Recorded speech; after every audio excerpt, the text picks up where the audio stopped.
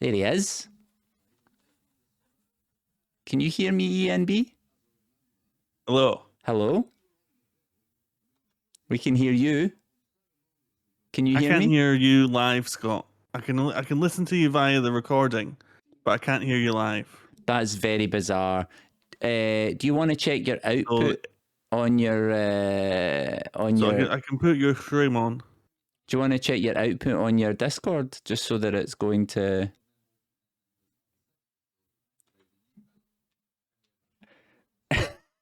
Yeah, I think my stuff will be fine. It'll be. It's not on my end. Because otherwise, this is going to be delayed to fuck. I'll be speaking, and then it'll be like. Right. Okay. Can you speak a bit again? Hello. Hello. Well, I can clarify that it was my error. Yes, thank you very much. Bloody hell. Oh, the audio engineers always get blamed, and 99% of the time it's not them. But see that 1% where it is, that 1%, it's just like a big fuck you to all the audio engineers. How you doing, pal? I'm all right, thank you. How are you getting on? Doing very well. Doing very well. I like your lighting. Thank you. Have you changed places again? No, so this is in my living room.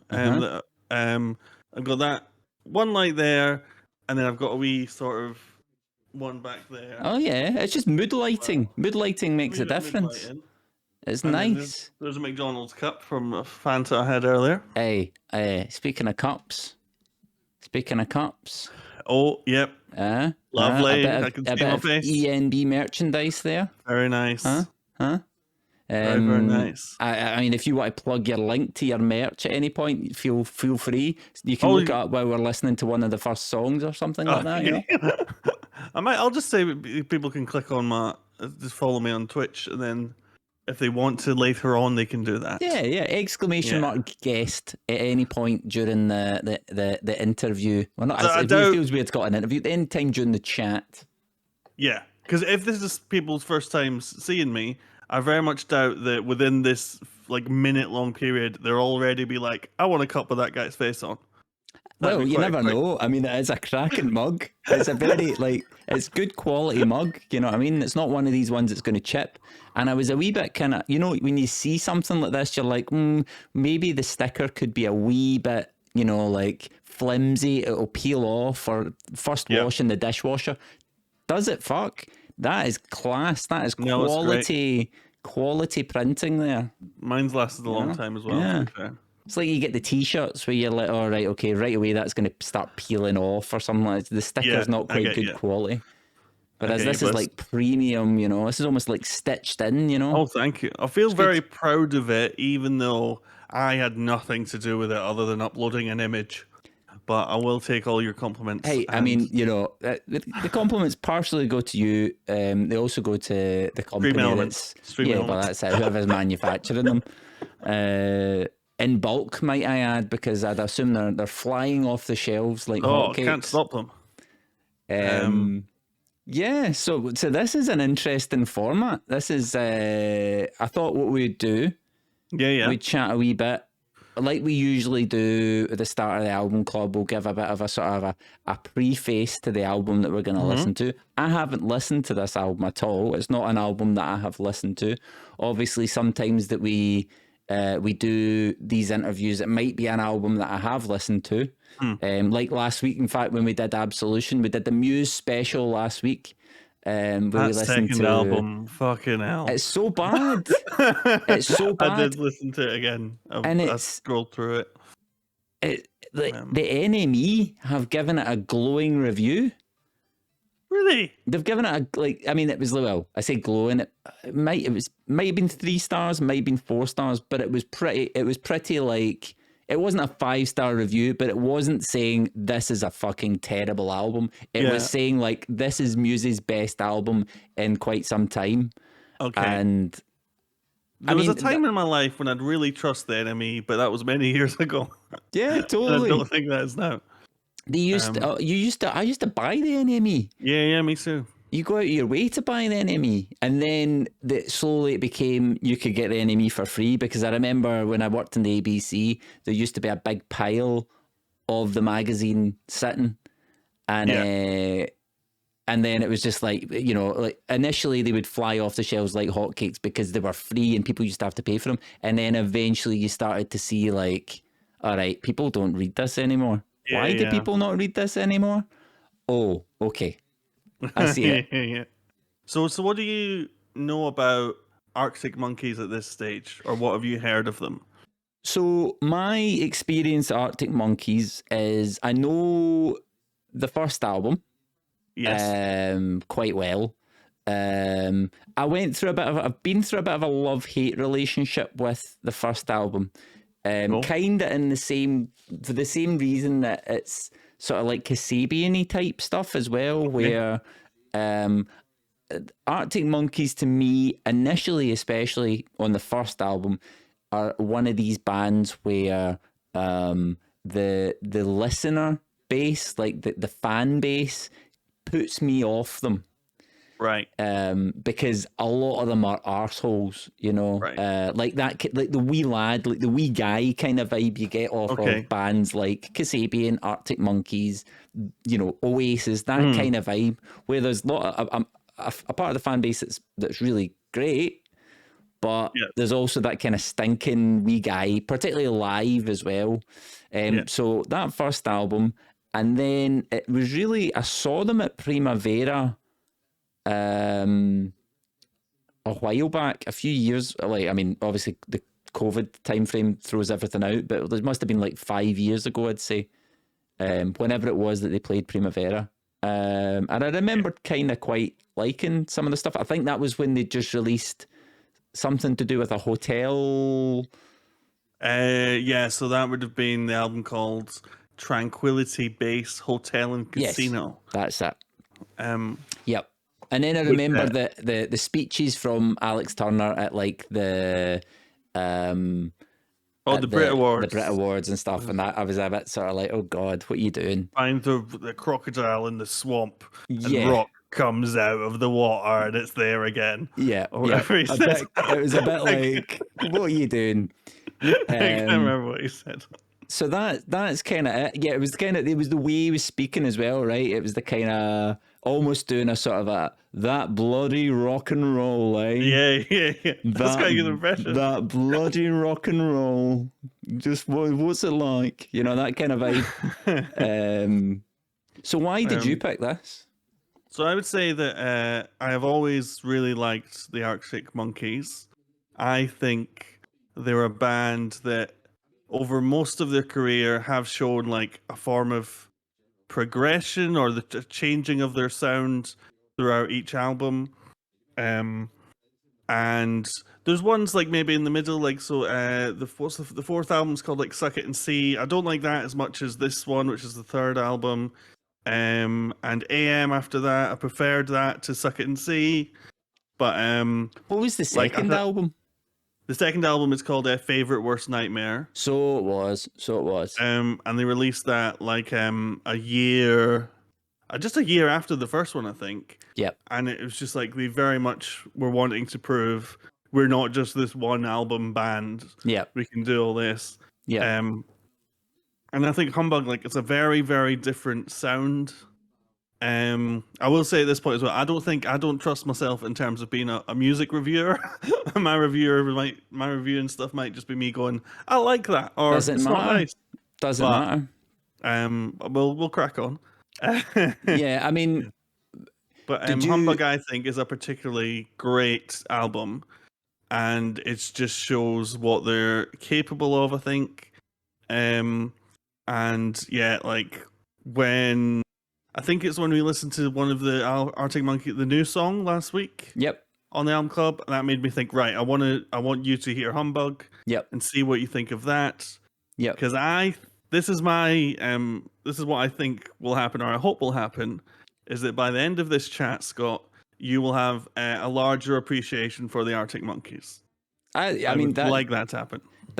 Nothing has tainted my other than maybe slightly the way that that Alex was chatting, like we talked about at the Brit Awards or whenever it was, I've not had any negative experience with the Arctic Monkeys. It's not like I'm coming to this having listened to the new Muse album and having no previous experience of Muse, and you saying, okay, I need you to forget that you just heard that last album because it's absolutely terrible. Here's what you could have had.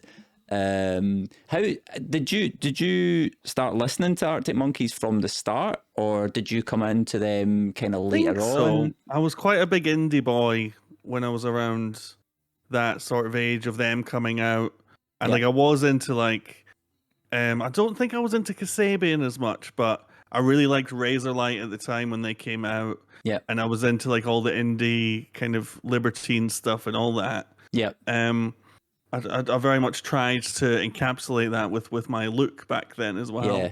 So I had like skinny jeans and I had pointy boots and stuff.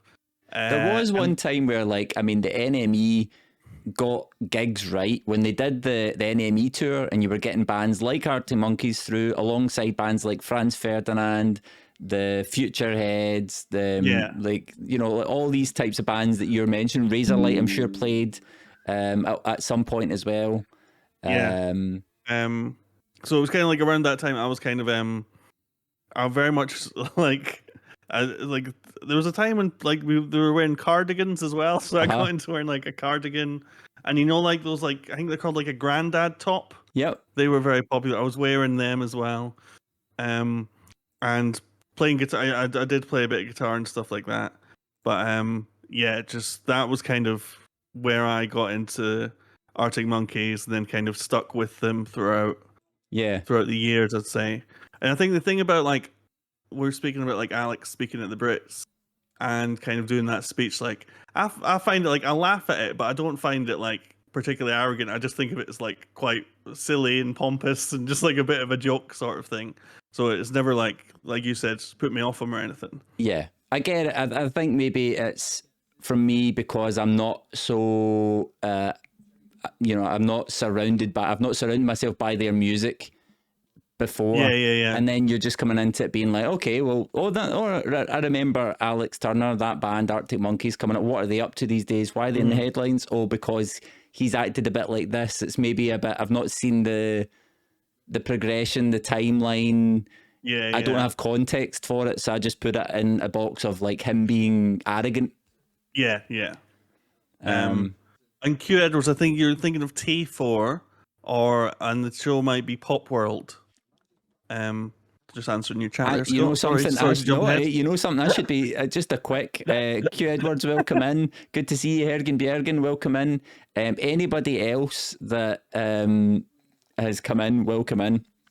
I will say, if you want to ask ENB a question related to the album, obviously you can just stick it in the chat, but I've put a dedicated channel points redemption for that, just so that I can see it and so that I can keep track of questions that might pop up, because I think it would be good to have a wee bit where it's like, you know, as the evening unfolds, as we start listening to the album, irrespective of what I think about it, it doesn't matter what I think about it. I'm not here. It's not like we're going to be listening to that Muse album again. Although I will say, if it does sound like that Muse album that we just listened to last week, I will be cancelling the stream. I will be stopping the stream instantly.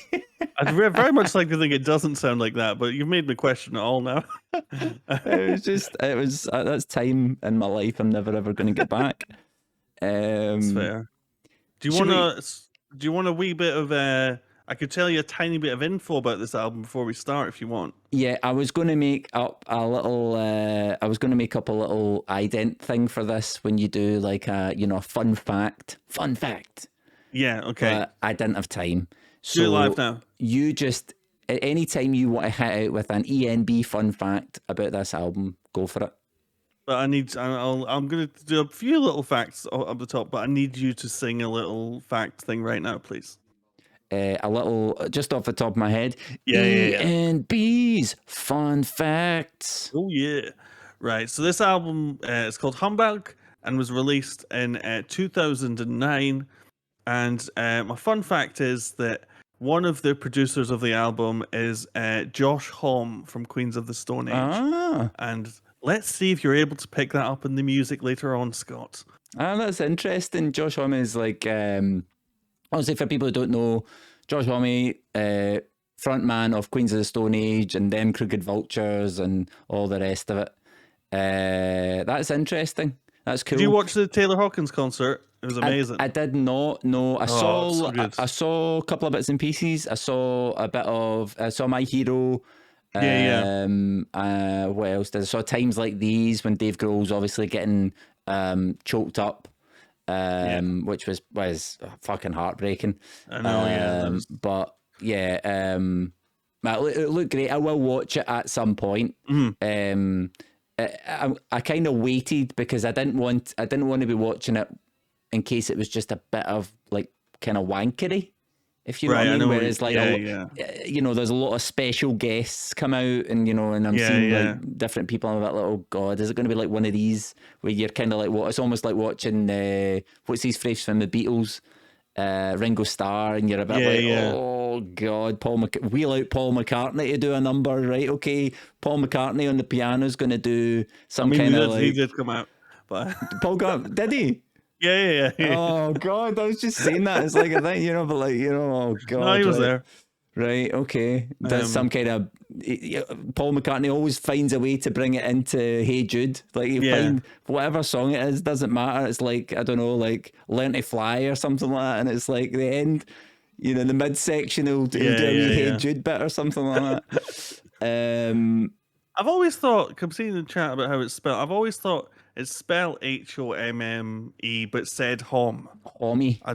Is it Homme? Homme, yeah, because I used to say Homme as well, but it is Joshua Homme, yeah, apparently. Although you know what it's like with some people, they'll just pronounce things weirdly just to do it. Yeah. Get no personality, and they just exactly. Right, well, let's get into this then. Do you want to give us the setup for track 1? Let me just get up here because I'm going to play it to myself, so we're in sort of in time. Shit. Yeah, of course you are. Track 1 is called My Propeller. I'll just say, Lindsay, welcome in. Good to see you. How you? Hello, Lindsay. How the breasts are you? Breasts are lovely. Doing very well. Cecile, I've got your question there. I'll ask that in a wee bit. Josh Homme was mates with Anthony Bourdain. There you go. I mean, that kind of makes sense. Anthony Bourdain, obviously. I've still to watch his documentary. It looks great. But they seem like kindred spirits. Anyway, so I'm getting sidetracked. My Propeller. Okay, cool. So this is. Do you just want to play it now, or what's the? Well, I don't know if you want to do a bit of a preamble for this track. Set us up. I don't know much about it. So this is the first track on Humbug, called My Propeller, and like Q Edwards, you'll see what we mean. I very much thought this song was about Alex's penis, but I heard in an interview that it's actually not that. I watched that interview today, and he's like, "No, it's not about that. It's about feelings and stuff." Okay. But you'll see what we mean. On that note, this is My Propeller. Joe, do we countdown? Can we do a countdown? Oh yes, let's. Yeah. So 3, 2, 1.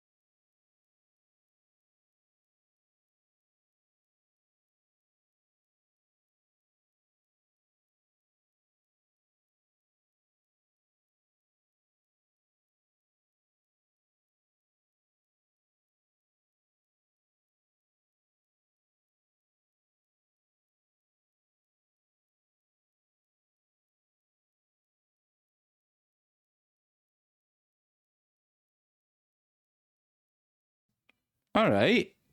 There we go. There we are. Interesting first track. Curry Sauce Connoisseur, welcome in.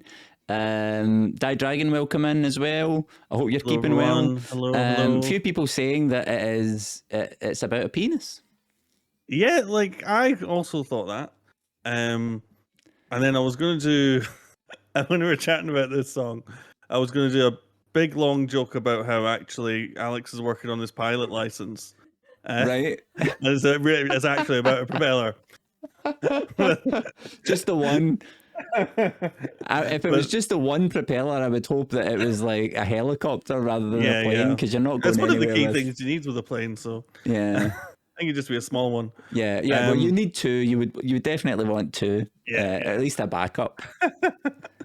But no, I did just watch an interview where apparently like there was a magazine that wrote up that it's about his penis and everything, and he's very much like, no, it's not about that, but it does sound like it was. Was it the NME by any chance they asked? I don't know. It was maybe Q magazine, right? I think. Oh fuck, there's another blast from the past. They don't make Q magazine anymore either, do they? Or is that still a thing? Maybe they do. I don't know actually. Chat, do you know? Do they make Q magazine still? My first opinion of that, my first impression is that it's... I mean, I can't really remember the second album. I remember the first album very, very, very strongly. And I know that it was very lo-fi, kind of grimy, grungy, very sort of like, like late teenagers, like are just feel like a wee bit angsty. Yeah. And this is the first track that I've heard where it's like it's got that sort of, okay, this is a bit more mature sound. Everything just sounds a bit, it's nicer in terms of the mix. Everything just seems to sit. His vocal is not quite as, well, I think get you look good on. It's not quite as gritty and like, it's a bit more lyrical. It's been a while since I've listened to the second album, but I'd say that was still quite angsty and still not too far away from, because he's still like when he's singing like that Brainstorm, like he's still sort of like singing. Yeah. You know what I mean? When he's not doing his proper. So I think this is like maybe there may be elements of it on Favorite Worst Nightmare. Yep. But this is where he really starts to like use his like proper good singing voice and everything like that. Yeah. I would say. Aye. Yeah, definitely would agree. I just remembered actually when we were talking about it. So because I did my masters at Edinburgh Napier, and the guy that was my lecturer was a bit of a gearhead. He just he'd just pick up all these random obscure bits of equipment, like all these old vintage mics and stuff like that as well. And the desk that they'd acquired was the desk that first album was recorded on. Okay. Which is just a bit interesting. It was a bit like, okay. Cool, like that. It's like got a definite sound to it. No, of course, yeah. But I haven't detected the Joshua Homme vibe yet. I would say that comes in later. Cool. There's a few tracks where it definitely does near the end. Sure. And maybe some before it. I think I'm trying to remember. But yes, so do you want to move on to the next track? Yeah, let's do it. Let's go for it. Let's go straight into... So this is track 2 called Crying Lightning, which I remember this song as a single. Just before we start, I have got another fact thing, so can you do your little tune? Oh God, what was it again? I'm just going to... I'll make up a new one. I'm going to do more like a Partridge one. ENB's Fun Facts. The video for Crying Lightning was directed by Richard Ayoade. Oh, was it? Yeah. Richard Ayoade of the IT Crowd fame. IT Crowds, Travel Man, Crystal Maze. Because it was a time when like Alex had just done the soundtrack for Richard Ayoade's first film, right? And I think it was all around this called Submarine. Okay. I don't know if you've seen Submarine. I've not, no. But Alex did a very good soundtrack to that, which I really liked. And what always freaks me out is how much the leads in that film looks exactly like a young Alex Turner. Oh, like, really? It's very freaky. That's a bit And people bizarre. don't reference it much. I wonder what happened first. I wonder whether Ayoade had the casting down for the film first, Yeah. and then decided to get Alex Turner on board, or whether it was the opposite way around. People in the chat that have seen Submarine, would you agree with me that the the lead actor looks like Alex Turner? Alex basically? Turner. I mean, I suppose it'd be Alex Turner of the time, so it would be that kind of haircut with the sort of very, well, I don't even know what you would call that haircut. That's like the sort of Manchester haircut, isn't it? Where it's the kind of... yeah. If I get up, let me see if I just get up a picture. The guy's Welsh. Submarine film. The Mighty Bush? Richard Ayoade's not in the Mighty Bush, is he? He's an element of the Mighty Bush, yeah. Is he? Right. I never get into the Mighty Bush. I didn't think Mighty Bush was funny. I don't know. I like the Mighty Bush. Something, yeah, it just never resonated.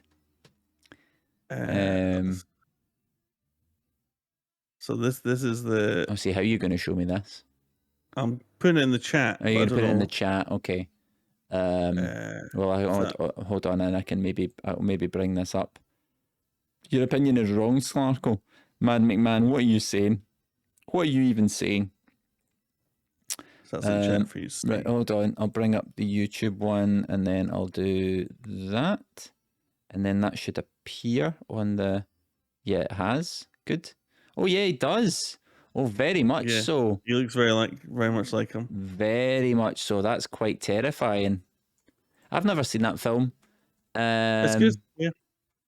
Garth Marenghi's Dark Place was the best. That's correct. Garth Marenghi's Dark Place was excellent. I forgot he was in Garth Marenghi's Dark Place. It's all very... I think that world's all very incestuous, because you've got people like Matt Berry as well, and Matt Berry's been in everything, and you know, they all move in circles, right? It's kind of like the British Saturday Night Live type vibe, you know. Mm-hmm. I get that. Okay, Crying Lightning with a video directed by Richard Ayoade that we're not going to be watching. No, we're just listening. Just a little fact. It's just the music. It's all about the music. Could be the worst video in the world. Could be the best video in the world. We're not reviewing that. ENB. We're just reviewing the track. It's just the track. I know. I'm just the track. Scott Few, I'm just giving a little sneaky little factoid. A wee factoid. And now I need you to count us in. Right, here we go. So again, if you are going to be listening to this on the VOD, you're going to be listening to it in 3, 2, 1.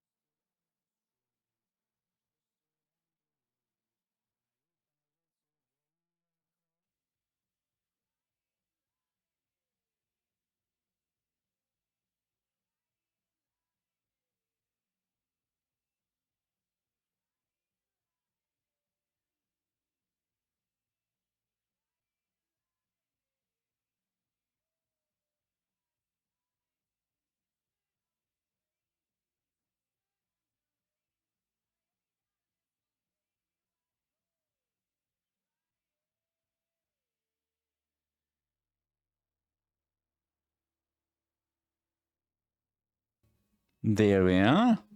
There we have it. It's Crying Lightning by the Arctic Monkeys. Scott, what's your take? I like that more. I remember that song as a single, and I remember I didn't like it when it came out.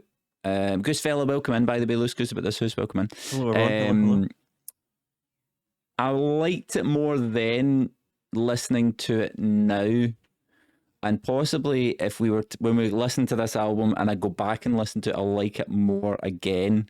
Mm-hmm. There's loads in that. I think at the time I just kind of like written it off as like, oh, it's just another like it's the Arctic Monkeys, right? Okay, they've got another album out and it's another sort of indie tune.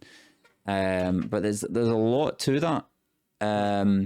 The one thing that I kind of noticed, and it's more a technical thing than anything else, a mixed thing, I don't like, some of it sounds amazing. The toms, for example, sound amazing. Everything sounds nice. The hi-hats and the cymbals are a wee bit far forward in the mix for me. It's a wee bit too... it's kind of like masking what Alex is doing at some points. Like I want to hear more of his voice. No, they are quite loud. That's fair. It's a wee bit a wee bit abrasive. And also things I noticed as well, particularly in headphones, you might not notice if you're listening to this through your speakers or whatever, either yourself or yourself at home,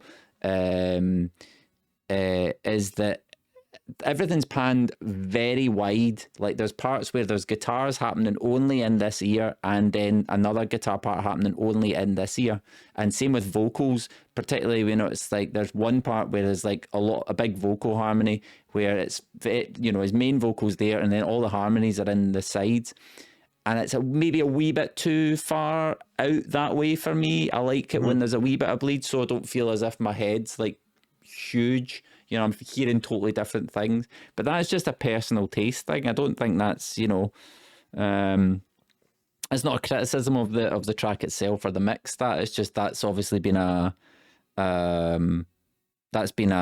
conscious thing that they've done. Yeah. What about you? What's your take on the track? Well, I don't have such a good take in that I can't be as analytical about stuff and all that, but I just remember, because it was the first track that came out for the album. Yep. It was just one of those cases of like when an artist you like is releasing new stuff and it comes out of the blue and you're like, oh, they've got a single that's just came out and the video's on telly and stuff. Yep. I was very excited. And what I tend to then do is then get that song and play it on repeat for a long time and act like I am Alex Turner or whoever the band is. Yep. Just walking about town, listening to the song. Go, yeah, it's probably me. I'm probably that cool. Would you listen to it to the point where you kind of hate it?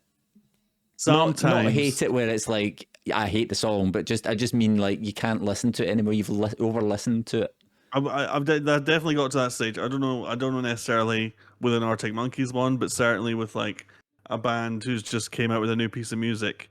Because what I tend to do is like I'll end up for a month listening to like the same 3 albums on repeat. Yep. I'll just like find what the last ones on my Spotify are and listen to them again. Yep.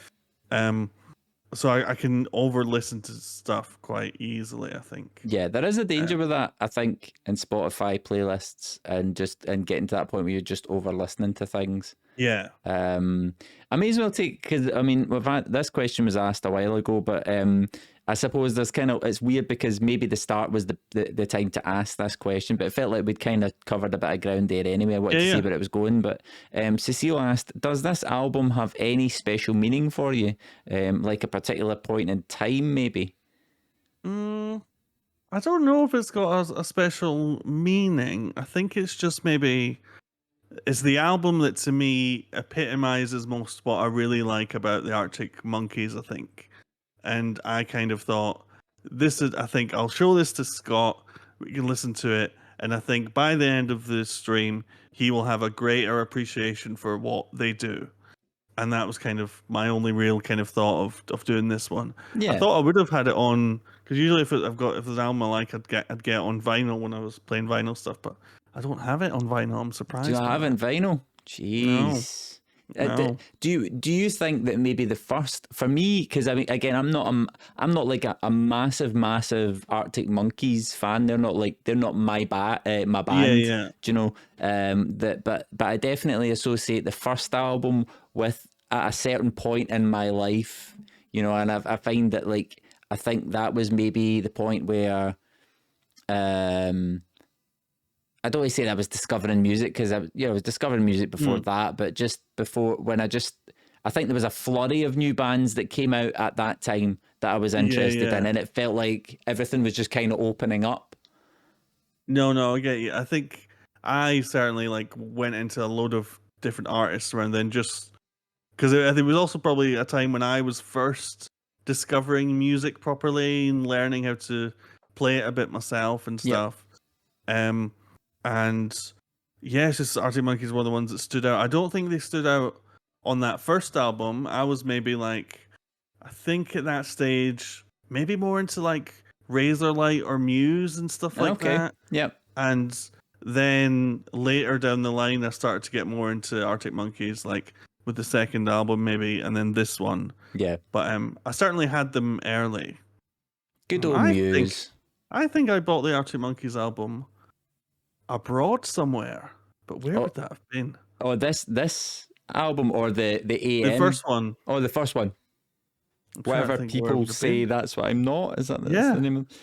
I may have been in a different country, everyone. That's interesting. I like Very the whole vibe, the old DIY vibe of that, with them putting out the record and stuff on buses and things like that. Yeah, putting tracks out on a bus, you know, just burning a load of CDs, chucking it out, seeing what people make of it. Like I like that kind of vibe. Track 3, which is an interesting title, Dangerous Animals. Yes, Dangerous Animals. How are you with your spelling? Are you good with spelling? I was checking that there. I was like, did I misspell that? No. I'm just asking, are you alright with spelling? I'm okay with spelling, yeah. You probably see why in a minute. Anyway, shall I count this one down? Oh, right. Yeah, go for it. Absolutely. We're going to just go straight into it. Yeah. 3, 2, 1, go.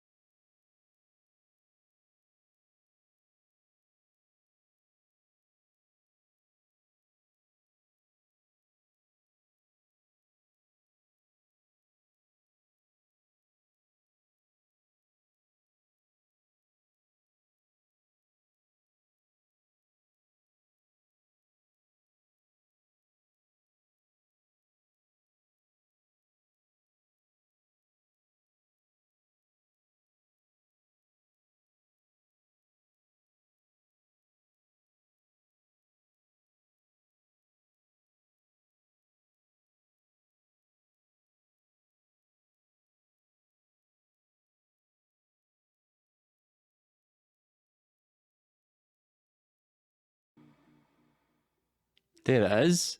There we go. That's it. DENG something something something. A few more letters there. I mean, you literally look at your screen. Nah, I don't get the patience for that.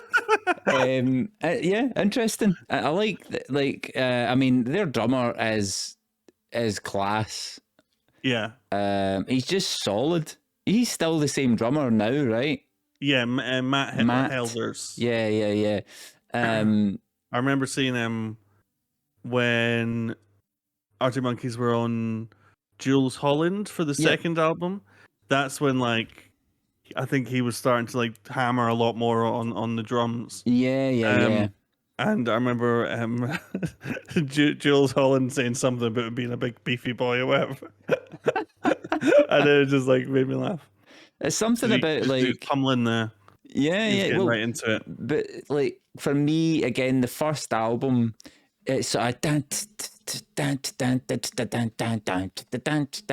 it's just very. It felt like the whole band felt like people that were just kind of like learning their instruments. It was as if they'd learned like how to play the guitar, how to play the bass, how to play the drums, like a few months ago, thrown together a band, and then they're just play, but it felt like kind of raw and kind of just angry that way. And then it feels like, like they've all obviously progressed and improved as musicians, which is nice to see, because some musicians you see, they're just like, they just either stay the same or they go on a decline. But he seems fucking solid. Very, very class. Like, obviously, that it's Brian Storm, that one that starts. It's all just the toms, like constant going on the toms. And there was a wee bit of that in this. But I think also, I can't remember the timeline of it, but they had a different bassist at the very start. And then a bit into the success, I think, of like the first album, he left and then someone else took over. I think it's kind of about then. I can't quite remember. But, okay. Curry Sauce Connoisseur says, this is the one Arctic Monkeys album that I've never really listened to outside of the first 2 tracks. Enjoying this. There you go. This is it. This is what this is all about. I'm having fun. As am I. This is class. I should do this more often. This is a good format, I think. Collie says, played with Josh Homme on Desert Sessions, and then when Josh Homme played with Iggy Pop. Ah, very cool. Interesting, slightly different fact. Iggy Pop's bassist, a guy called Ben, is the front of house engineer for Wet Leg and a couple other bands. He's a very, very thoroughly nice guy. Nice. But I remember just chatting to him for ages, and then he was like, oh yeah, when I did this with Iggy, and it's oh no, he's actually Iggy Pop's bassist. It's quite class. Okay, yeah. That's cool. Celtic are losing 2-0 for anyone that's interested in shit. No football here, Lindsay. You know this is a football-free zone. Football-free area. I'll answer all the agony ants though. Oh yeah, there's no agony ants either. No agony ants, no nothing. This is the only thing is an ask me anything for yourself. No NFP. But yeah, what yourself? What's your thoughts with that? That is one of I just again with this album, just big fan of how it's just like very sort of, I guess like it's a cliche term to use, but like in your face, and just kind of a big start to the album with like those first 3 tracks, I'd say. And I'd say the next one we're about to listen to is a bit more kind of ballady and kind of is a bit of a different kind of one. That's okay. But you're allowed that. We've had 3 tracks that have been kind of, more energetic. We're allowed to slow the album down a wee bit. That's fine. There's a few wee ones like that. But yeah, just it's another song of theirs that I really like. This is what I mean. I don't feel like I'm good at explaining why I like things. But you like it. That's okay. You can just talk about other things, about like the ins and outs of what different songs you like, what different songs you don't like. No, I think it's just like people. We all have these things where like there's certain areas where we have faith in what our opinion is, and like kind of saying that like I know that I can be very silly, and I've got a lot of faith in that my ability to be a silly boy. but not necessarily to be a reviewing man. That's fair enough. That's okay. I'm just enjoying having this time with you, Scott, and everyone in the chat, and listening to this album I really like. !!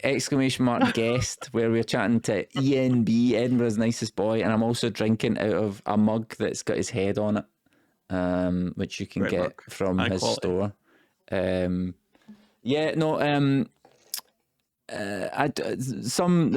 weird some songs where they spell out words can seem a bit gimmicky.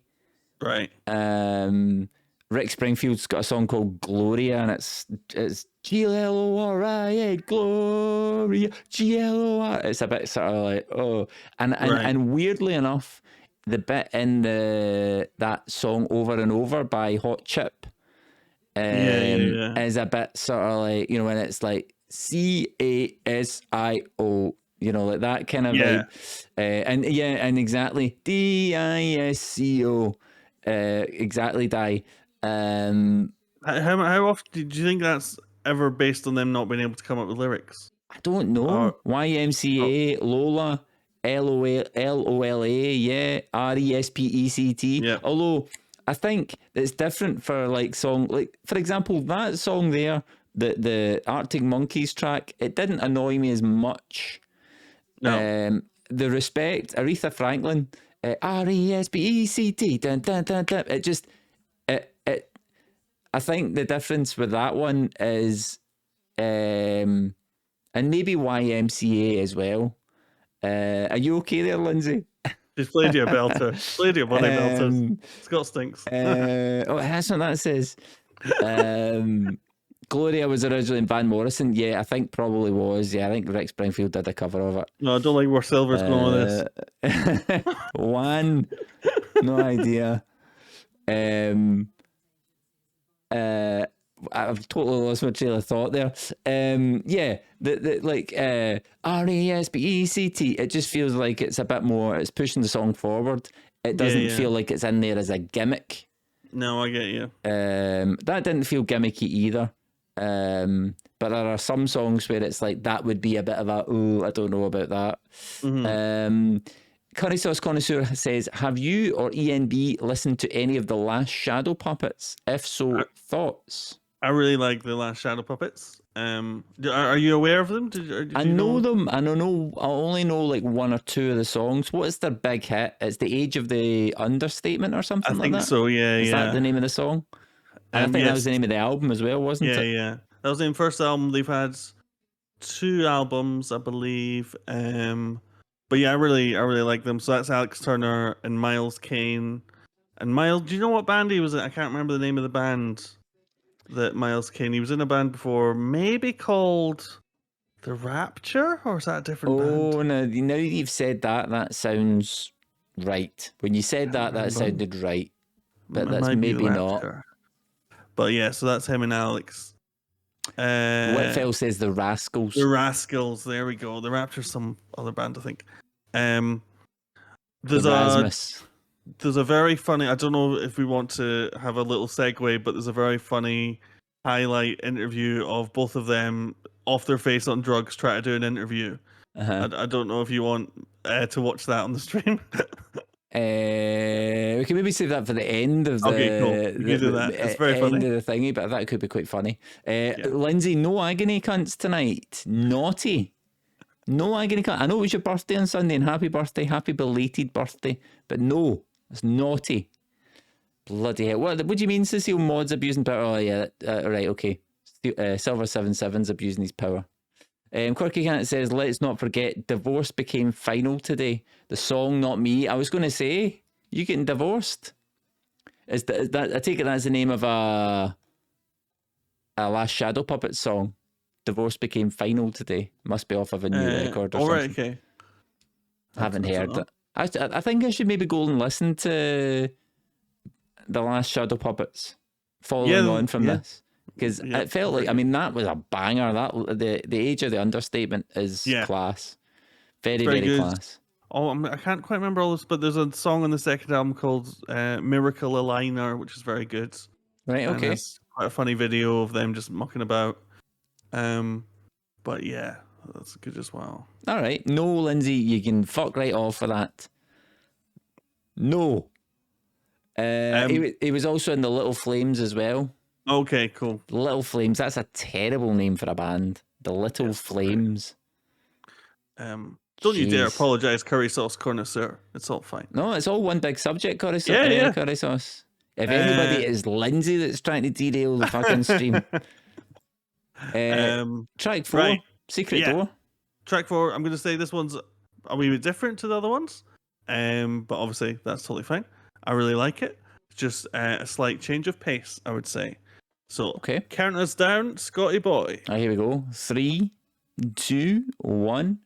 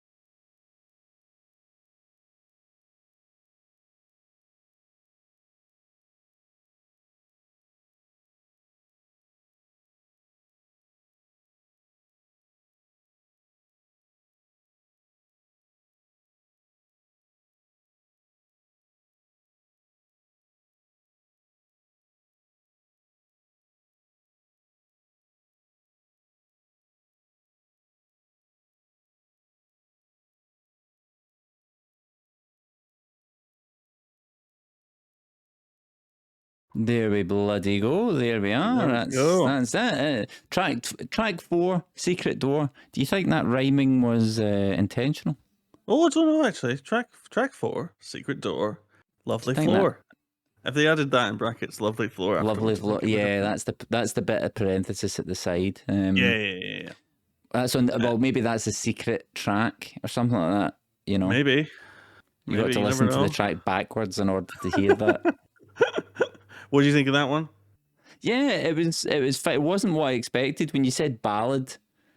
It didn't start the way I thought it was going to. I'm kind of glad the drums changed a wee bit.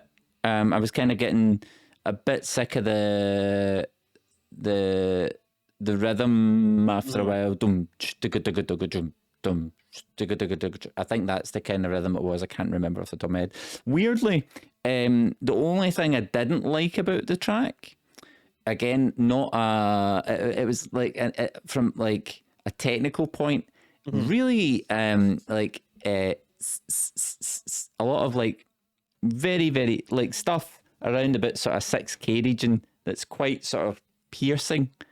That like a de-esser would get rid of. It sounds like he's kind of almost like grabbed the microphone like that, and it's just and then it's really harsh at some points. It's really accented. Oh, so you mean his voice, like in his voice, yeah, like from a recording point of view, as opposed to like the lyrical content or anything, or the way that he sang. It's just like it accents almost like the whistling between his teeth. Like that kind of vibe, which at a couple of points was a bit grating. But Cecile said, is the rhythm a bit unstable sometimes, or is it only me? I hadn't noticed that. No, I hadn't. I just noticed I was a wee bit sort of like, oh, okay, I might actually have to turn that down a wee bit. Yeah. Which is a shame, because it kind of ruined, otherwise, what was, for me, a decent track. I enjoyed that. I really like this one and how it's kind of, as I said, basically what I said before that we played it, like it's a bit of a change from the previous three, and it's something a bit different. Yeah. And the bit where it kind of Alex goes all grand and kind of like sings "Fools on Parade" like that bit, and like quite late. I really like that bit, and like when it starts to get quite big. So I really like that bit of the song. But yeah. Amazing. We have got track 5 coming up next, which I believe is called Potion Approaching, which is an interesting name for a track. FC says, everyone talked about that Hotel Casino album being like Bowie. I got a bigger Bowie vibe from that. I thought that was Bowie-esque in a good way. Yeah. Definitely, I can hear that. Yeah, definitely. It feels like there was parts in that song where the vocal felt like it was hitting the mid ground between like the old kind of shouty Alex Turner. Right, yeah, I get you. And then the newer, more chilled out, that bloody rock and roll, eh? Yeah. When you described him as the young, shouty Alex Turner, it's making me think like he's just calmed down a lot. Like he had too much fizzy pop, and then... Well, he did. That's probably what it was. Right down. He was staying up beyond his bedtime. Too much fun. And someone said, look, Alex, I'm going to hit that Sunny D Delight. Yeah, Sunny D Delight? Sunny D Delight. I love Sunny D Delight. That bottle of Sunny D right out your hands, because you've got way too much sugar before you go to bed. Sunny D Delight. I'm gonna make a new orange drink called Sunny D Delight. See if I can get away with it. Track 5. What's this all about? What's the chat with this? So this song is called Potion Approaching, and as you said, it's quite a weird title. Do you ever think you can tell something about a song by just the title alone? Yes. Sometimes. This doesn't give me anything. This doesn't give me any vibe as to what this is. When would the time be when that's happened, do you think? Maybe like a Muse song like Hysteria, or I mean, but now obviously I'm like looking at that song and being like Hysteria. I mean, that could sound like anything. Muse could make that sound like bloody anything.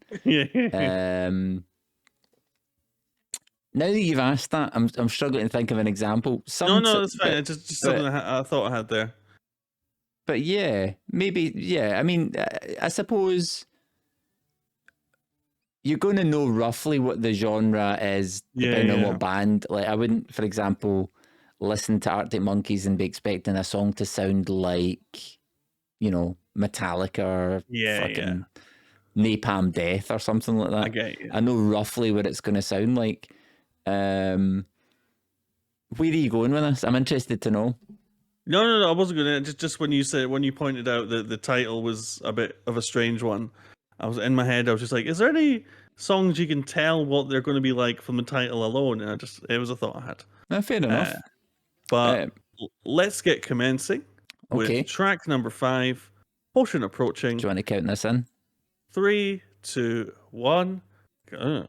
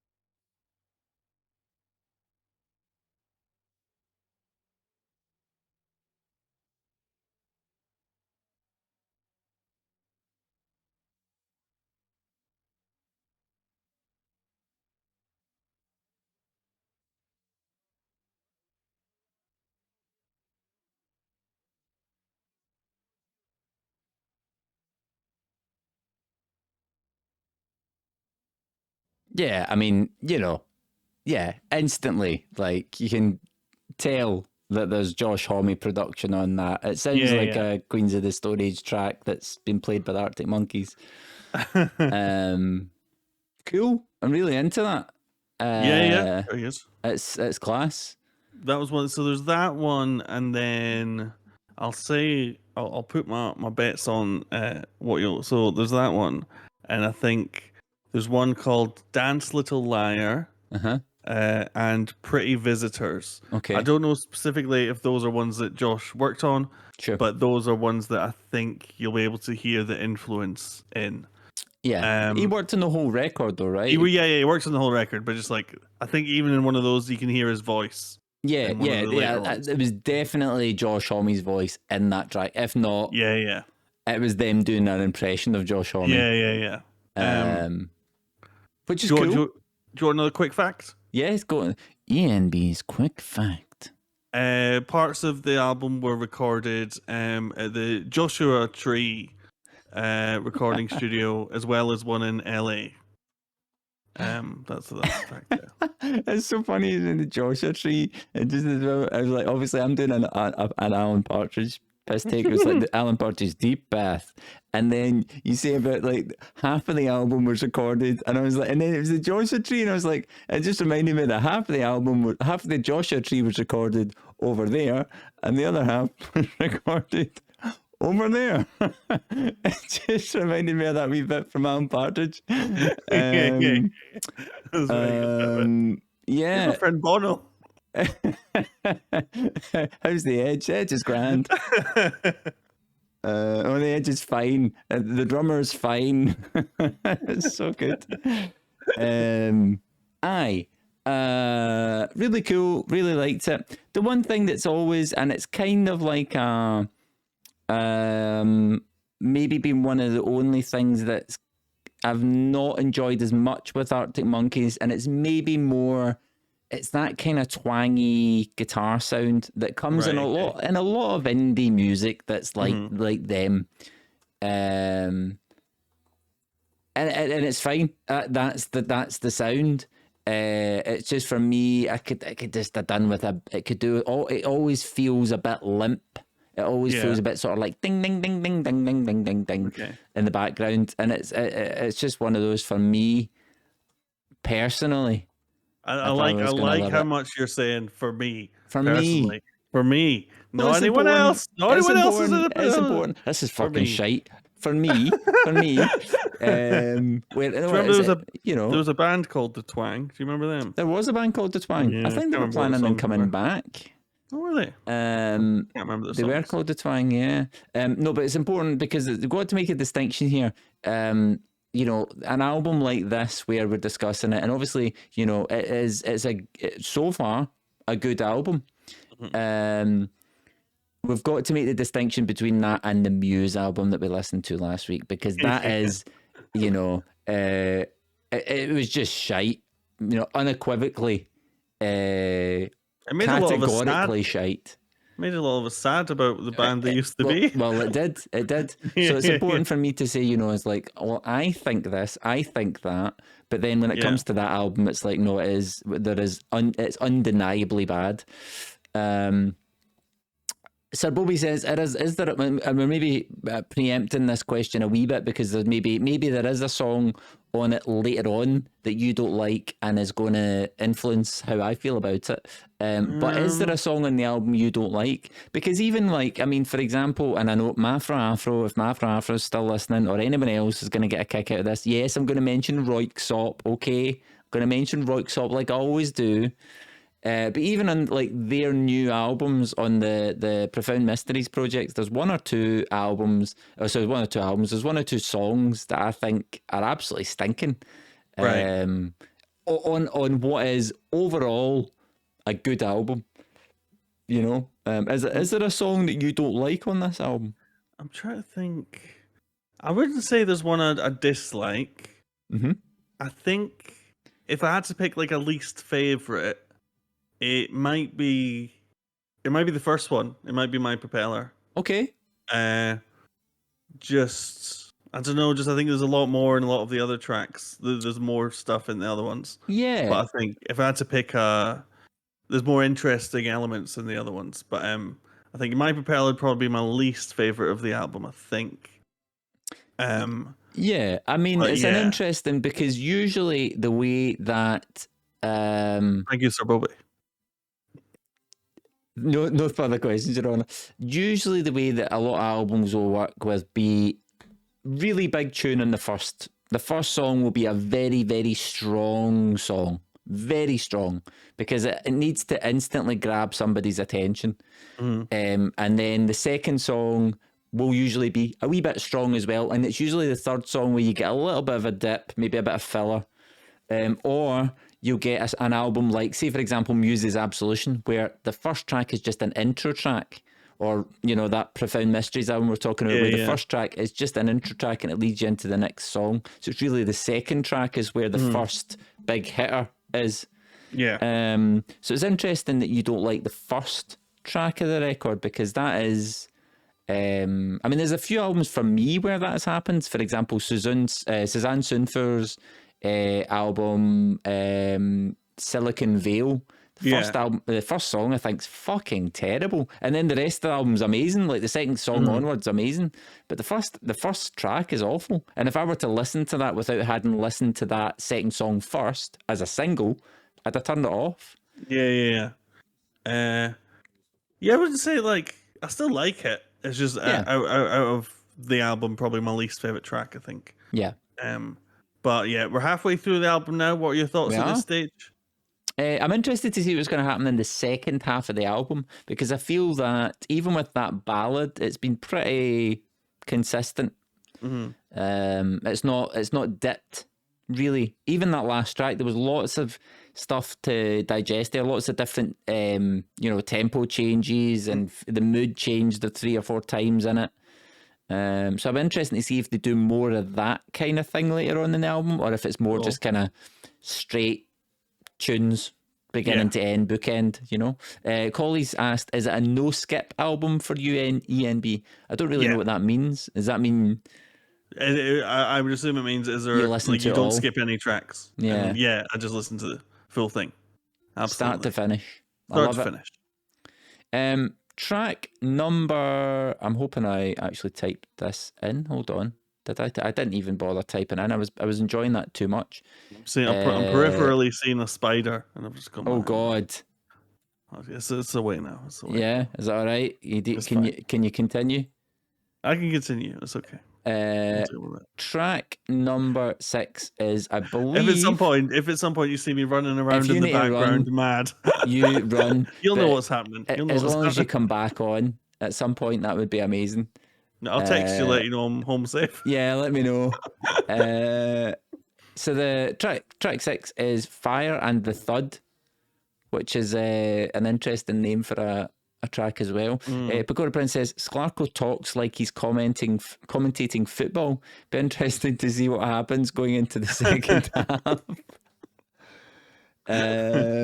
Shut up, Pagoda Prince. I don't have much to say about Fire and the Thud. I think weirdly, this is one that doesn't stick in my mind as much until I hear it again. Okay. So let's get into it, and let's just listen to it then, see what you think at the end of it. I'd be interested to hear your thoughts. I'll count this down. 3, 2, 1.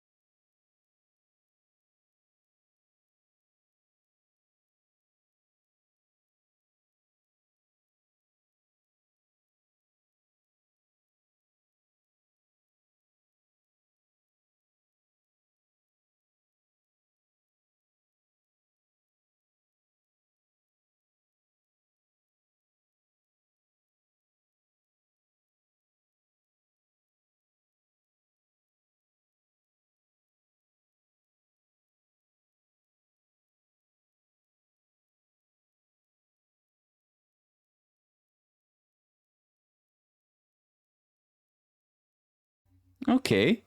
Interesting to hear who the different backing vocalists and stuff like that, particularly the one that was in my right ear. All right. Okay, what's your thoughts? So I said that just did you take a big gulp of water? That one, I do like it, but I feel like my favourite bit of it doesn't come in right till the end. Right, okay. And the bit I'm kind of like most attached to when a lot of stuff's going on. Yep. And the first 3 minutes is fairly samey. Like, yep. I like it, but it is the same pattern quite a bit. Okay. And it's probably out of a lot of the tracks, is one of the ones that kind of loses my interest a little bit. Right. Compared to the rest, I would say. That's interesting. That's cool, because, I mean, I wasn't sure how I felt about that. I was kind of expecting it to fall over at some point into that big something happening. But like, you know, like at little points through the song, like, you know, just like quiet, sort of subdued, and then bam, bam, bam, something like that, and then quiet and subdued. And I was kept on expecting it, and it didn't happen. And then I'm like, but not in a, it didn't happen. It's more in a, oh my God, is it just going to stay this one level? Yeah. And then to the point at the end when it did happen, I kind of felt like at that point it was earned, because throughout all the other songs, there's always been sort of these moments where it's felt like it's got really heavy. And just, it was interesting that was the one where maybe on repeat listenings to that, I would find it boring. But just having never heard it before and having heard it within now the context of the rest of the album, it was just interesting. It just felt like one of those David Lynch scenes where fucking nothing happens. Right. And you're sitting watching it and you're just like, I kind of can't look away from this. I don't know why, because there's nothing happening on the screen, or very little happening on the screen, but it just feels like I'm kind of transfixed by how little is actually happening on it. I get that. Do you know? Yeah. I understand that. So I would say the next track is another facts. ENB's Fun Facts. Sponsored by Home Hardware. Sorry. The video for this was also done by Richard Ayoade. Nice. Very nice. Same facts as before, but different song. I'd like to state I'm not actually this segment is not sponsored by Home Hardware. It's not. This stream is not sponsored by anything, so there is no affiliation with Home Hardware. So I just feel like I need to state that, just in case I've got lawyers on the phone with me tomorrow. Should we have it on the screen? Yeah, flash it on the screen. Shark Party 109. Thank you very bloody much for 3 months in advance. Thank you very bloody much. I don't think I've ever had. But it's September. It's September. This is a thing. If you're going to sub to any streamer, do it this month, because it's cheaper. I think it works out. You get, like, if you do 3 months in advance, I think you get 30% off. Yes, I think so. So if you know you're going to be subbed to somebody for at least 3 months, it's just worth getting it this month, because you get 30% cheaper. But thank you very fucking much, Shark Party. I hope I'm still alive in 3 months' time. That would be, if I'm not, then that's a waste. That's a waste. I think because this happened on a stream where I am also here, you owe me a coffee out of what Shark That's Party like at least half. I'll buy you a coffee. Yeah. I'll take you. Cool. I'll take you for a coffee, right? I'll make you another steak and sausage pie. Oh yeah. Sorry, Cornerstone. Do you want Accountants in? Oh yeah, we're gonna go. Yeah, we'll just go straight for it. I think it's I would say it's one of the kind of tracks where Alex gets to show off his croony voice. Right. And I think I've seen the video for this. It's just him, isn't it? It's just him. Yeah. And this was a single, obviously. Cecile, I've got Pepper now. I'm a Pepper household. What's he saying? What's he saying? Did you buy Pepper? You did. You bought Pepper. This is Cornerstone. 3, 2, 1.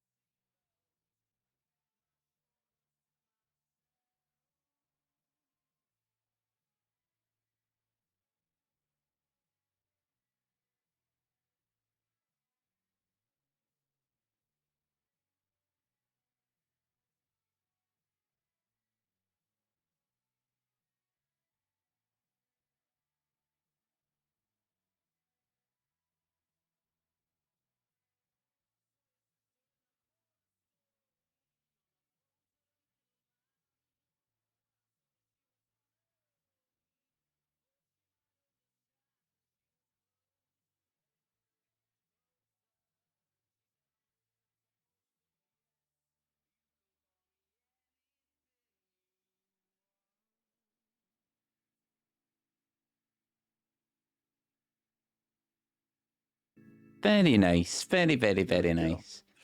Yeah, I just really like that one.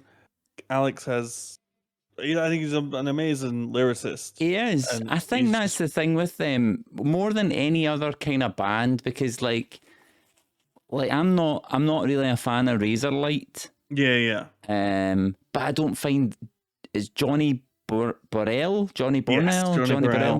I don't. There's nothing to me that's really like stand out-ish about his lyrics or his melodies. But particularly the lyrics, the lyrical content is just excellent.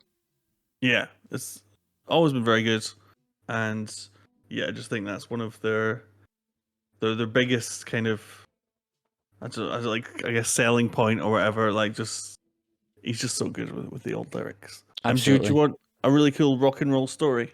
Yeah, go for it. When I was about like 15 or 16, I was really into Razorlight to the point where like I kind of idolized Johnny Burrell. Yep.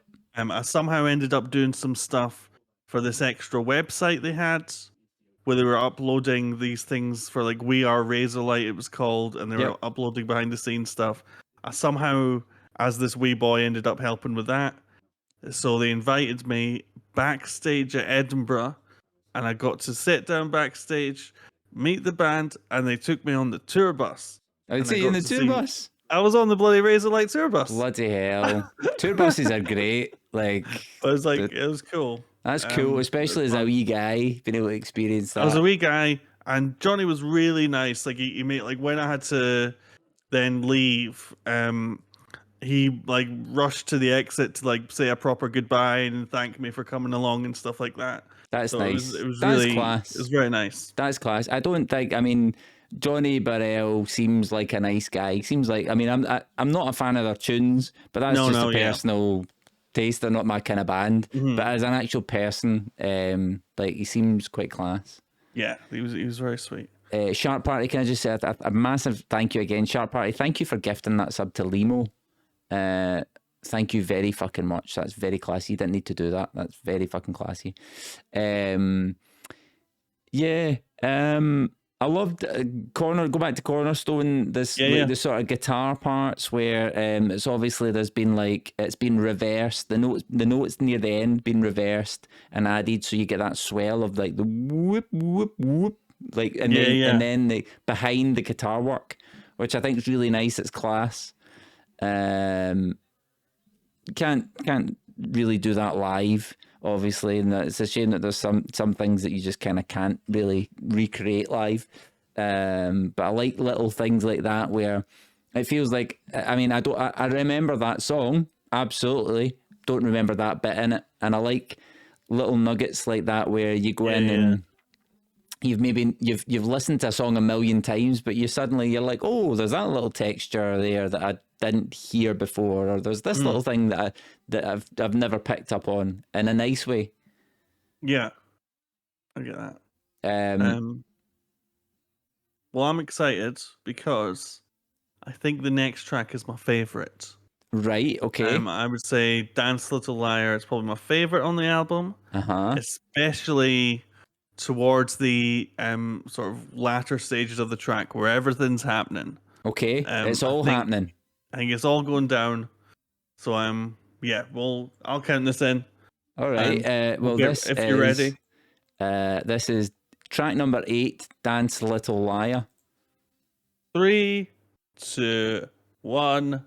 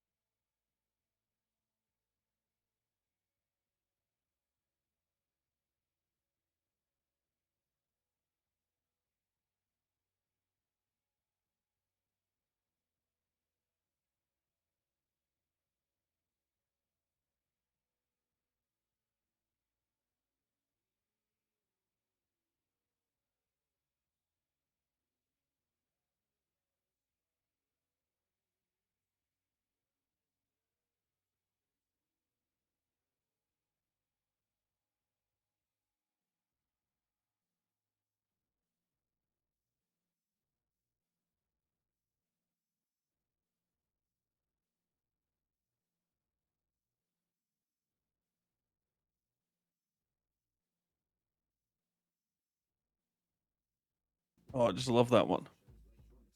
That's possibly the most infuriating song for me out of all of them that I've listened to so far. The reason being that was so close to being perfect track for me. So close, and there's one or two things for me that ruin it. But I want to hear what you think first. Strarak, welcome in. Good to see you. How you doing? Before I hear what you've got to say, I'm going to just say this is a Pecora fun fact. So it's probably not a fact at all. It's probably wrong. But apparently, Pecora says when they toured for this album, I believe, it's right away he's fucked it by saying, I believe this was their opener. It's a fact that potentially might not even be factual. It's just I trust Pecora. Calm down, Scott. No, but that's like a Pecora from my recollection. Not fact. It's not a fun fact. That wasn't very fun at all. I found it fun. I'm bouncing up and down underneath this table. What's your opinion? What are you thinking? What's the chat? I just really like it, and just the bit, as I said, it's a bit towards the end where loads of stuff's happening at once, and it's all sort of coming together. Like it's the one that like I get like goosebumps sometimes when I'm listening to this one towards the end, and like I can't remember the medical name for that. That's got a medical name when you listen to music or something, you get a stimulation in your ears. There's just an element of like I think when it's all kicking off, and then Alex starts to sing over it. It feels perfect to me. I just really like it. Nice. But yeah, that's what I think. What are the things that wound you up? Things that wound me up. The fading out of the song at the end. It should not have faded out. It should just been boom, and ended. Not faded out. Fair. Like. No, I understand that. Yeah. No. What the fuck are you doing? Yeah, Shark Party knows what it is. The fade is terrible. That was a terrible, because there's nothing else going on at that point. It just doesn't seem like it should fade out. It should just end. And then I'm going to have a listen back to I have to listen back to it, but the bit at the very end of the song with the guitar. Wow. And I think it's maybe because it's and even like the wee sort of solo bit, the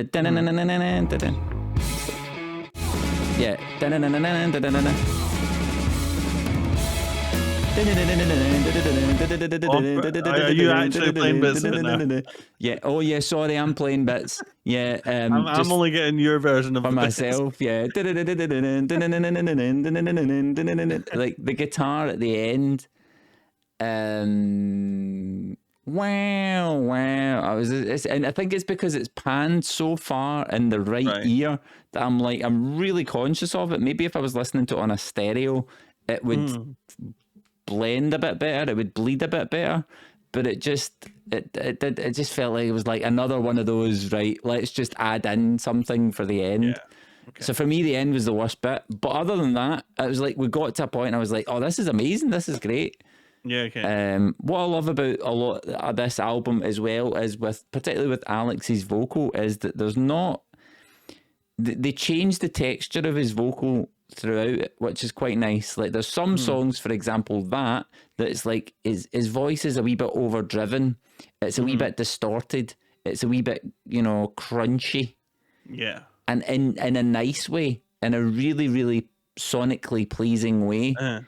And then there's some songs where his vocal is completely dry. It's not at all. Like it's very clean. It's just a very clean, pristine sounding vocal. Nice. I agree about the drums at the end. It shouldn't have been a fade out. Who made that decision? Was that you, Josh Homme? But then I don't know about the what you're saying about the guitar. Like maybe because I'm only listening on like quite poor quality earphones or whatever, and that might not kind of pick up on everything, but I think I just quite like the guitar. Even if you're listening to the world's best headphones, you might just like that. You might like the way that sounded. Just for me, it was just I wasn't into that particular thing. No, I get that. Track 9, Pretty Visitors. I think on this track, you hear Josh's voice as well. Right. A wee bit in the backing. Okay. And to me, this is probably the song that most is like a Queens of the Stone Age one. Right. Okay. I think, because it's just very heavy and quite intense, I would say. Yeah. I really like it. Okay. So count us down. All right. 3, 2, 1. Track 9.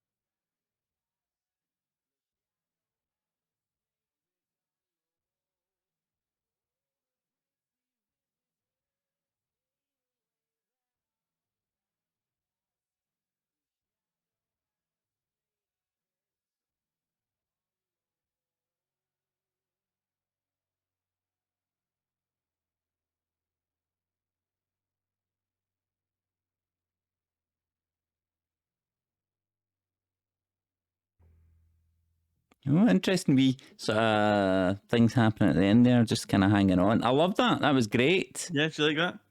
It was genuinely very, very, very good. So far, I mean, the previous song, see up until that bollocks at the end, I was like, this is going to be the standout track for me so far. But that one there is definitely, that's the best song in the album for me. I think when I kind of look at the track list, I think my favorites might be the final 3 tracks.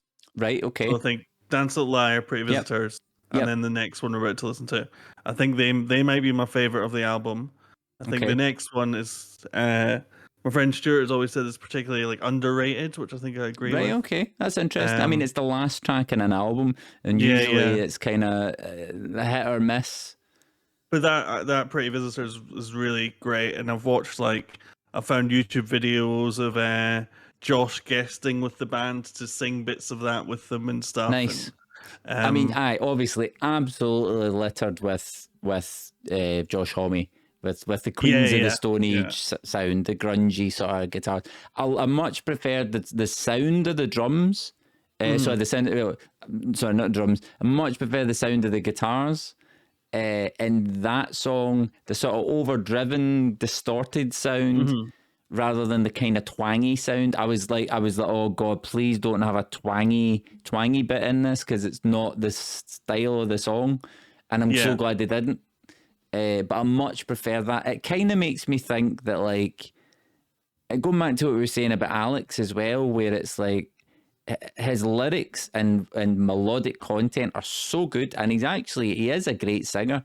It would be interesting to hear him in a really heavy band, not the Arctic Monkeys. I mean, there's obviously really kind of heavy parts to those songs, but just like an actual, like something that's kind of like, almost like not metal, but like heavy, or like Clutch or something like that. Like, I don't know if you know the American band Clutch.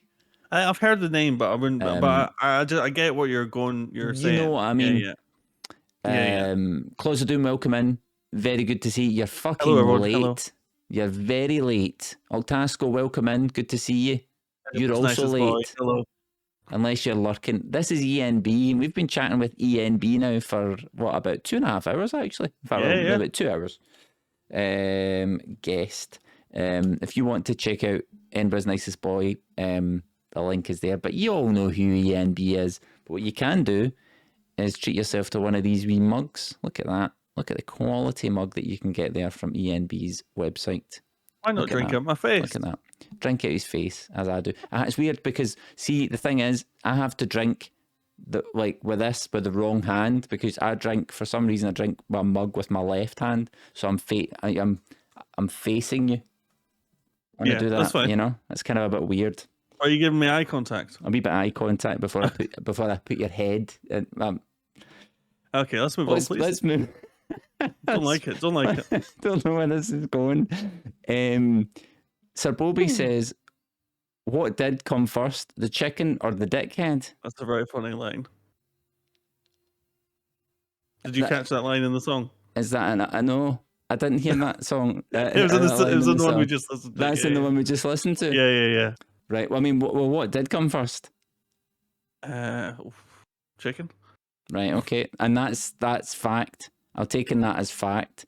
ENB is the best sim bus driver on the East Coast. That's correct. How are you enjoying bus sim?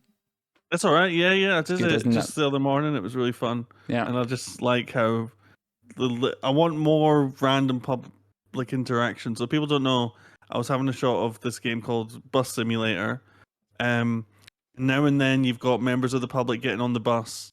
They're listening to loud music, so you've got to step out and tell them off and stuff. Listening to Arctic Monkeys albums. Maybe. But I just want more random interactions like that, where you've got to kick someone off the bus for no reason whatsoever. Like yeah. Or for listening to they're listening to the new Muse album. Oh my god! Imagine if that popped up. Imagine you're on a bus and someone's blasting that out of their phone. Yeah, exactly. That's criminal offence. Track 10 then. This is the last track. So, I mean, you alluded to the fact that the last 3 tracks are your favourite. What can we expect from track 10? I think you can expect some lovely, I'm going to say, twinkly sounds. Okay. Excellent voice work from Alex. Okay.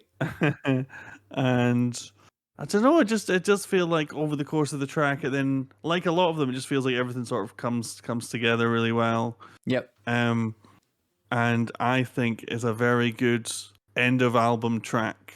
Well, that's the thing, isn't it? It's like, this is the last track, and especially when you've got a track like we just had, where it just, they could have got away for me with that last track being the last track of the album. Really strong track to end with. So it'll be interesting to see. This for me has to be a strong track. Yeah. It can't be just like well, it was all right, because otherwise it would just be like, why didn't the album just end with that last track on a high note, you know? Well, I'm interested to see what you think. Let's see. This is track 10. This is the final track of the night. This is the Jeweler's Hands, track 10, and we're going to start this in 3, 2, 1.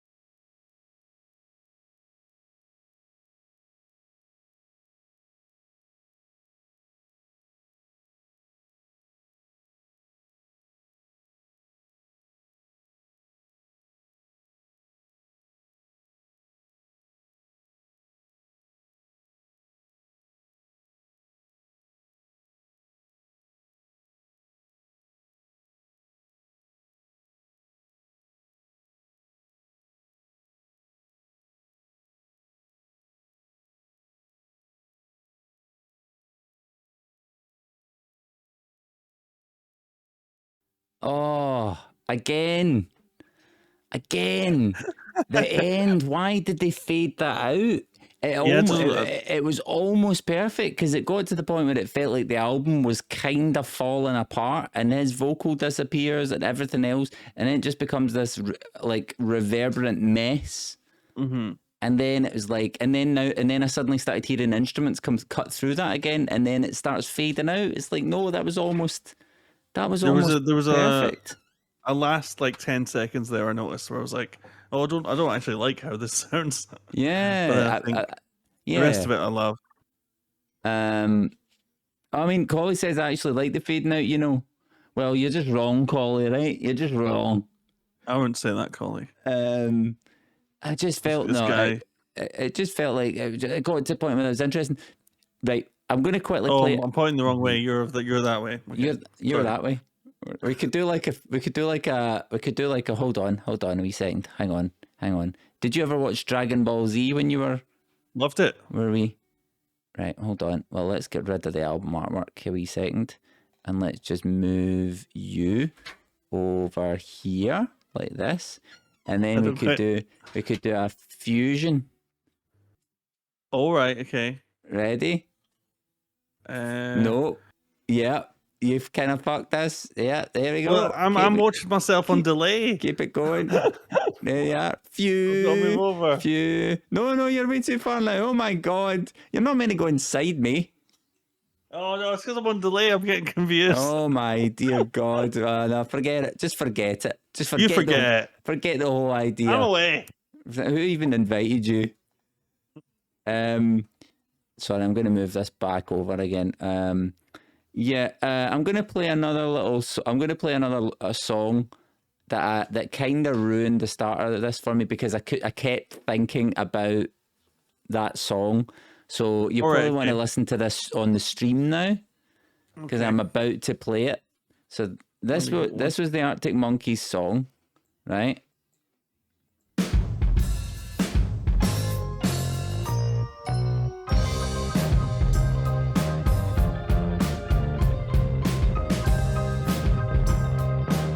Another song is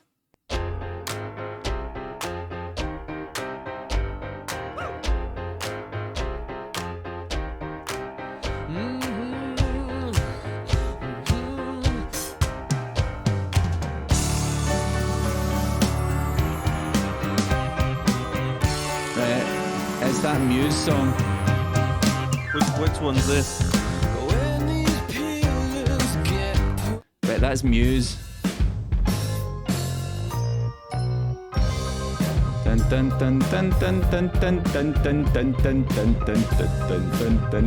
not hearing it that much. I just heard it. It's very, very slight, but it was enough for me to go like, oh fuck, that sounds like that. Which kind of threw it because fucking Muse. And that thing is, that song probably came out before that Muse song. So I think that Muse have basically just copied. You're hearing it here first. Allegedly, Muse have copied Arctic Monkeys. Wow. Super Kablam, welcome in. Asla, welcome in. Yes, you missed this. Asla, you missed this. I didn't say it was going to be on a Friday. I've advertised, as has ENB. I've advertised the fuck out of this. It was on Tuesday, and everyone else knew it was on.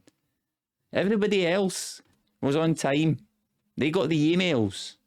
Don't blame anybody but yourself, Asla. However, there will be a VOD going up on YouTube whenever I've got the time to edit this. Because I need to take out all the music. There's emails. Do you not get an email when somebody goes live? I get emails when people go live that I want to watch. I switched that off ages ago. Oh no. See if it's somebody that I want to watch, I'll get a fucking email. I get emails. Yeah. Only the people that I want. Yeah. Only people that I actually care about. I'll get an email when you go live. Oh, that's nice. Yeah. Thanks, pal. Yeah. I enjoyed it. I enjoyed that last track. Nice boomy kick, bass sound sitting underneath it nicely. It was nice. It was maybe a wee bit. I can't even remember who it was. Was it maybe Goosefella? Yeah, Goosefella said a wee bit less fuzz or distortion on the bass and you're jamming. Yeah, a wee bit too much at the end, maybe towards the end. It did get a bit fuzzy, and it did start. It's weird because there was a point where it was getting fuzzier, and then Alex's vocal was getting like hidden a wee bit. And I didn't realise, maybe if I listened to it a second time, knowing where the track goes, because his vocal does get kind of absorbed into the noise. Maybe maybe now that I know that's where it goes, I'll like it. But I just, at that point, I was listening to it, I was going like, hold on, his vocals just it's just getting sucked in by like all this stuff that's around about it. I get you. But yeah, I love that album. I think that's very, very good ending track to it. Yes. What would you give it? What would you give it as out of 10? The album? Yes. As a whole, 9. Give it a 9. That's a solid ENB 9 right there. A 9.0. Where does this sit in terms of the rest of the albums for you? Let me have a look at what this is your favorite. This is my favorite, definitely. Right. And after this, was that the AM album after this? No, after this was Suck It and See. So it was. I'm just going to look at them again now. So Suck It and See, there's still loads of tracks on that I enjoyed, but it's probably lower on the list of my favorite albums of theirs. Yes. Sure. I like AM a lot. Okay. The AM has a lot of very good tracks. And Tranquility Base Hotel and Casino is very interesting and weird. Yep, that's the really latest one they've put out, right? They've obviously got the new one coming out, the Cars or something like the car. Yeah. I was thinking maybe like what we could do is when that comes out, another one of these. Yeah. Where we listen to that together if you want. I'd be absolutely up for that. I'm not going to ask you the same questions. No, that's fine. The album, the title, The Car, annoys me though. I think that's shite. That's a bit of a shite name for, particularly after something as kind of wanky as like Tranquility, Moonbase Hotel, whatever it's called. They've been away for ages. They've came back. What's your album called? The Car. The Car, yeah. Like, well, hopefully I'll like it more once the album actually comes out. I mean, the song that we listened to from it was good. It's very good, yeah. I'm sure the music will be good. Yeah, we'll find out. Collie is asking, are you still listening to this kind of music, or have you drifted off to other genres since this came out? I think so. I think I've been really bad at keeping track of music as much recently with like, with Twitch and stuff like that. It keeps me occupied a lot more than any podcast used to. Yeah. And probably the same with music. So like, I'll usually, as I said, get a few albums that I know of came out and listen to them on repeat. So right now, for example, Paolo Nutini's new album, listen to that all the time. Self-Esteem's album, listen to that a lot. It's funny, I can't get into that. I really liked it. Slow Club was our band, wasn't it? Slow Club. It was either Slow Club or Slow Dive. I had Slow in the name anyway, and I did sound for them at Tuts years ago, and I really liked them. I just can't get into. I don't know. I just can't get into the album for some reason. Right. Enjoyed that one. And then what else was to? I listened to that the one of Bo Burnham's Netflix special quite a lot. Oh yeah. I think that's very good. But yeah. But that's not. Yeah, I just tend to have like albums that I'll revisit a lot and kind of. Well, it's down as an album on Spotify, Scott. So calm down. Is it? Is it on Spotify? Yeah. I was thinking about putting together like a stream Spotify playlist that people can add to. Mm-hmm. As long as it's not abused by you swines in the chat. I'm watching you. By the way, Katers, thank you very much for the 3-month sub. Hello, Katers. Very, very, very kind of you. Thank you, pal. You didn't need to do that. And Persuadatron, welcome in. Good to see you. Persuadatron says, I got your email, but only just got in and missed most of this anyway. Good job. I'm not mad on those Yorkie boys and prefer their more adventure stuff anyway. It's actually even like this, which I would not, if I had any album that I could just grab, it would not be Humbug by Arctic Monkeys. It just wouldn't. It wouldn't be like an album that I would just go like, right, I'm going to sit and listen to this. And sometimes the best albums or the best experiences are when, like, I've committed to listening to this album. We're going to sit and listen to this album. Do you know what I mean? And it's actually been very, very pleasant. And I will end up going back and listen to this album again. It's nice when it's something that you're kind of forced to do it. But then you end up, it's, you know, it's for your own good. It's you end up with a more wholesome experience out of it because of it. Yeah, definitely. Yeah, I can't remember what I was going to say there. Neither can I. I was stalling to let you, you know, the cogs start turning again. Well, only I was just kind of, because I do listen to the same music. I guess sort of, yeah. I just kind of. I think after kind of the indie sort of time when I was younger, I'm still into indie music, but I also moved into like Divine Comedy and listening to them. Oh yeah, of course, yeah, like that sort of thing. Yeah, they're great. They're obviously just a bit of fun. Yeah, they've got like really great songs.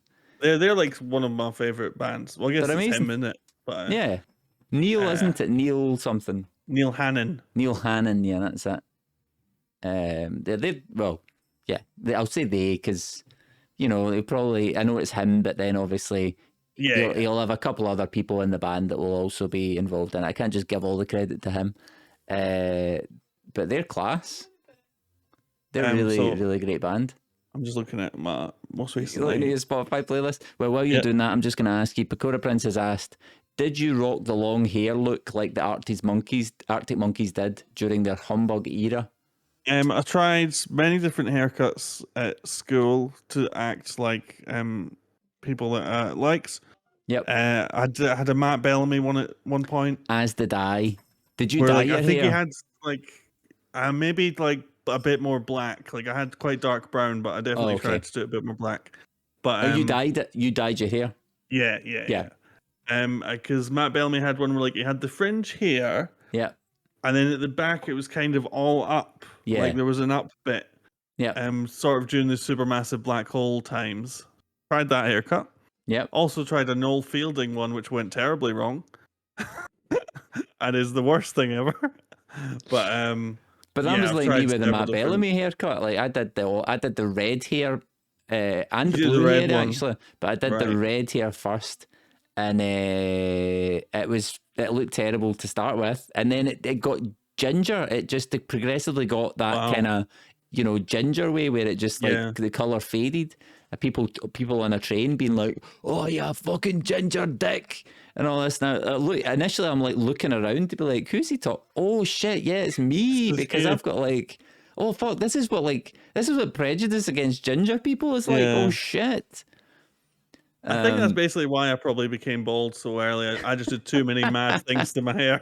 Like, we're not trusting you with this hair. Nah, because the dye, especially with that, I had to properly bleach it first and then dye it. So my hair was just kind of like, what the fuck are you doing? Sharp Party has said, fun fact, if I ever get another band together, we'll call it, it will be called Arthur Shovelfunk and the Hum Dandies. And our first album will be Deep Dive Out of the Bell End, inspired by Matt Bellamy. Epic Shinty, welcome in. Good to see you. How are you? ENB, thank you very fucking much for. You're very welcome. I had a lovely time. It's been fucking class. I hope. What do you take away from this of the Arctic Monkeys? It's made me. What I probably will do.